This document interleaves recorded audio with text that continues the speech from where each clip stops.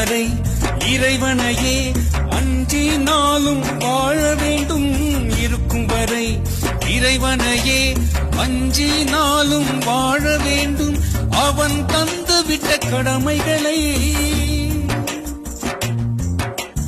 அவன் தந்து விட்ட கடமைகளை பேணி நாளும் காக்க வேண்டும்.